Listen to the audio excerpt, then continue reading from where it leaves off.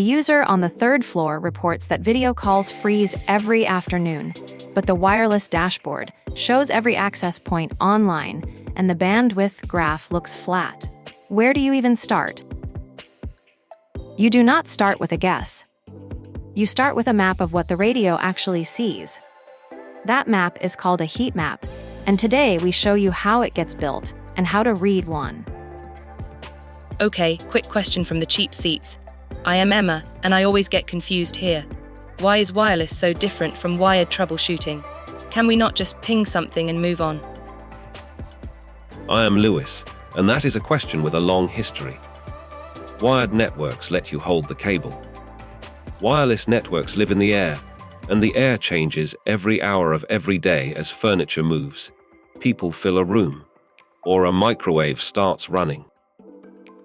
I am Bella, and I want to say something for anyone watching who feels behind on wireless. You are not.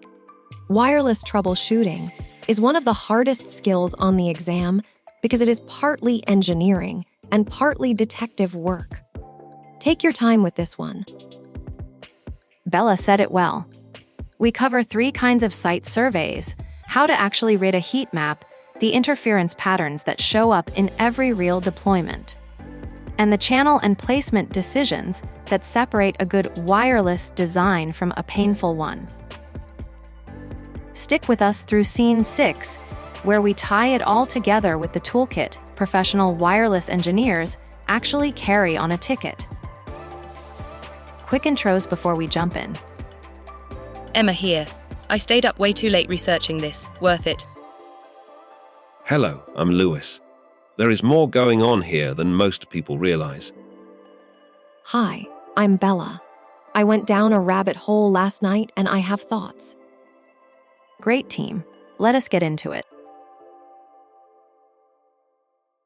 There are 3 kinds of site surveys you need to know cold for the exam and for real work: passive, active, and predictive. Each one answers a different question, and the trap is picking the wrong one for the situation. Walk us through the first one slowly. What does a passive survey actually look like in practice? A passive survey is a listener. The survey laptop does not join any network. It quietly records every beacon and signal level as the technician walks the floor. You see the radio environment in its natural state. Okay, so passive means I am walking around collecting data without logging in. Why would anyone do the other kinds then? Great question, Emma. Passive tells you what is in the air. It does not tell you what it feels like to use that network. That is where active surveys come in. Exactly. An active survey has the laptop associate with the access point, authenticate and measure real performance, throughput, retransmissions, round-trip time. Historically, passive surveys came first because early tools could not reliably associate and measure at the same time. Active surveying became practical once survey software could hold an association while still collecting spectrum data. Today, most professional engagements blend passive and active in a single walk. The third type is a predictive survey. You do not walk the building at all. You import a floor plan, mark the wall materials, drop virtual access points, and the software simulates the expected coverage. This is how every greenfield design starts. Oh, so predictive is the plan, and passive plus active is the reality check after install. You just summarized a whole chapter in one sentence, Emma. That is exactly the flow. Predict, install, then validate with passive and active. Every wireless consultant I know runs that loop. A heat map is a floor plan painted with color that represents some measurement. The most common layer is RSSI, or Received Signal Strength Indicator, and it is reported in dBm. Remember that dBm is a negative number, and values closer to 0 are stronger. A common target is -60, 7 dBm or better for voice traffic, and -70 dBm for data. When you see a green zone on the map, the signal is strong. Yellow is borderline. Red or uncolored areas are coverage holes where the radio is too weak to matter. And do not panic the first time you see a red patch. Every building has them. The point of the heat map is to decide whether that red patch is in a place people actually work, or whether it is in a stairwell nobody cares about. Okay, so RSSI tells me how loud the signal is, but I have also seen this thing called SNR on every heat map tool. What is the difference? Excellent prompt, Emma. SNR stands for signal to noise ratio. It is the signal strength minus the noise floor, and it is measured in decibels. A strong signal still fails if the noise is just as loud. Industry best practice is a target SNR of at least 25 decibels. Below that, you see retransmits, jitter, and dropped calls even when the RSSI looks acceptable. This is where wireless trips people up. The dashboard shows strong signal, and yet the complaint is real. So the signal is loud, but the room is also loud. That is the part that finally clicks for me. Check the SNR layer, and suddenly a nearby device is raising the noise floor by 15 decibels. That is your culprit. One more pattern to recognize. Stick with me to scene 6, and we will show you the exact toolkit pros use to catch this. When you see concentric rings around every access point with big overlapping zones in the middle, that is too many APs too close together. That overlap is as harmful as a coverage hole. Okay, follow-up question, because every article I read lumps all this together. What is the actual difference between co-channel interference and adjacent channel interference? Those two terms are often mashed together, but they are different. Co-channel interference is when two access points share the exact same channel. They take turns talking, which is not really interference in the classic sense, but it cuts everyone's airtime in half. Adjacent channel interference is when access points are on channels that overlap. Those radios cannot coordinate, so they stomp on each other, and it is far more damaging than co-channel contention. This is why 2.4 GHz design is so painful. In North America, the entire 2.4 GHz band has only 3 non-overlapping 20 MHz channels: 1, 6, and 11. And then there is non-Wi-Fi interference, which is anything that transmits on the same frequency but is not a Wi-Fi device. Microwave ovens leak energy at 2.4 GHz. Bluetooth headsets hop across the band. Older cordless phones hammer it. When you see a huge drop in throughput every day at lunch, the microwave in the break room is the first suspect. I have seen this one more times than I can count. The noise floor on a clean band should sit around -90, 5 dBm. When readings climb above -80, 5 dBm, the environment is polluted, and a spectrum analyzer is the next tool you reach for. Quick anchor before we move on. Co-channel is shared airtime, adjacent channel is actual collision, and non-Wi-Fi is external noise. Those 3 buckets cover almost every wireless complaint you will see. Once you understand the channel problem, you have to decide how wide to make each channel. The 5 GHz band supports 20, 40, 80, and 160 MHz wide channels. A wider channel gives each client more throughput, but it uses more spectrum and leaves fewer non-overlapping slots for neighboring access points to use cleanly. So wider channels sound better on the spec sheet, but they actually make the design harder. Exactly, Emma. Home routers default to 80 MHz because there is no neighbor to worry about. In a dense office, you typically drop down to 40 or even 20 MHz on 2.4 GHz, so the channel plan can actually breathe. And this is where dynamic frequency selection, or DFS, shows up on the exam. Part of the 5 GHz band is shared with radar systems like weather radar and airport radar. The FCC requires that any access point using a DFS channel must detect radar and vacate that channel when it appears. DFS channels are a gift because they give you more non-overlapping channels to work with, but they have a cost.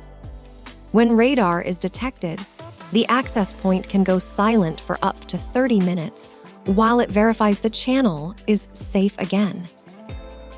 Access point placement is the other half of this conversation. The rule of thumb is to mount access points on the ceiling in the center of the area they serve, not above a closet or in a corner. A radio in the corner sends half its energy into an outside wall, which is wasted coverage. Antenna orientation also matters. Most internal antennas radiate in a donut pattern around the antenna body. If you mount a ceiling access point on a wall with the antennas pointing sideways, the donut points up and down at the floors above and below, not out into the room where the users are. Let us close with the two failure modes that generate the most tickets: authentication failures and association failures. Those sound identical to a user, but they are separate steps in the 802.11 process. The 802.11 standard defines them in that order. A client authenticates first, proving who it is, and then associates second, joining the access point. If authentication fails, the credentials or certificate are wrong.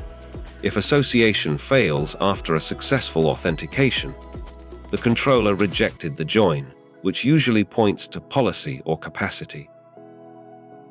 And then there is the sticky client problem. Roaming is when a client moves from one access point to another as you walk through a building. A sticky client clings to the first access point, even when a better one is right next to it. Video calls freeze and download slow, but the user is unaware of what is happening. That is wild. So the phone has literal signal bars going down, and it still will not switch. Why would a manufacturer design it that way? Historically, switching takes a tiny pause, and early engineers optimized for continuous connection over responsiveness.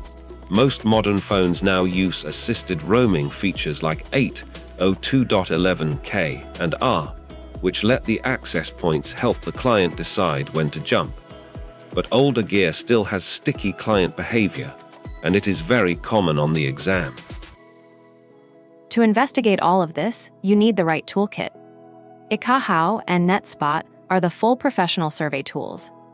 You import a floor plan, walk the building, and end up with a layered heat map showing RSSE SNR, channel, and throughput. And for a quick look without a full survey, Insider is the go-to. It shows every neighboring network, the channel each one uses, and the signal level. I keep it on my laptop the way a plumber keeps a wrench on the truck. Final anchor for this video. When wireless feels broken, you do not trust your gut. You build a map, you read the map, and you let the signal tell you the story. That is going in my notes. Map first, feeling second. Drop in the comments the strangest source of wireless interference you have ever tracked down. We read every one. Now let us test how well this stuck with 3 quick questions.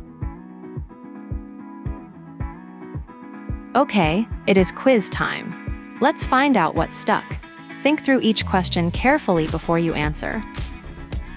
1 tap to like, 1 tap to subscribe. You will be the first to know when the next video drops.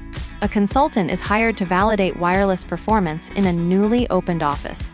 Leadership wants to know both what the radio environment looks like in its natural state and what real users will actually experience. Which approach best satisfies both requirements?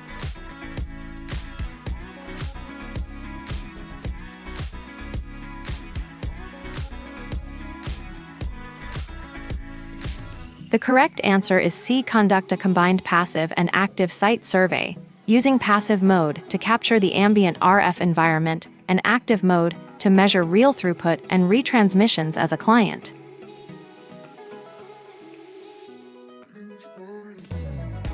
Users complain of dropped video calls in a conference room, but the wireless dashboard shows RSSI readings of negative 60 dBm everywhere in the room, which is considered strong.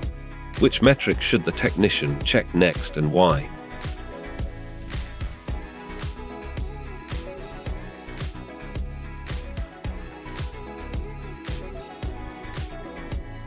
The correct answer is A, the signal-to-noise ratio, because a strong signal can still fail if the noise floor is high, and a healthy network targets at least 25 decibels of SNR.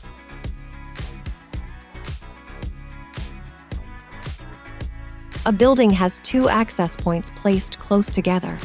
One is on channel 6 and the other is on channel 8 in the 2.4 GHz band. Users nearby experience severe performance problems.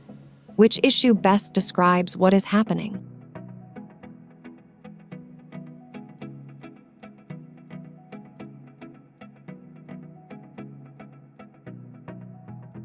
The correct answer is D, adjacent channel interference, because channels 6 and 8 overlap in the 2.4 GHz band, and the two radios cannot coordinate airtime with each other.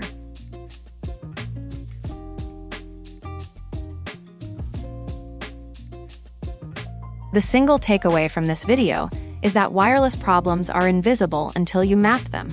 A heat map turns a frustrated user complaint into a picture you can point at, and a site survey gives you the evidence to back up the fix. Passive, active, and predictive each answer a different question, and the professional move is knowing when to reach for each one. And remember the three interference buckets. Co-channel is shared airtime. Adjacent channel is actual collision on overlapping frequencies. Non-Wi-Fi is external noise from microwaves, Bluetooth, or radar. That mental model resolves almost every wireless ticket you will ever see. Coming up in the next video, we move to Layer 1 issues, cabling, power, and environmental faults. That is where we trade invisible radio signals for the very physical problems that still cause more outages than anything else in a real data closet.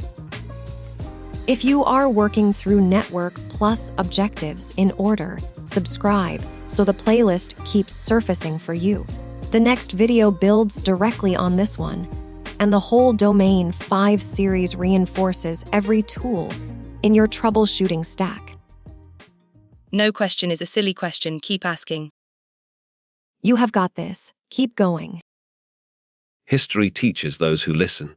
Until next time, signing off.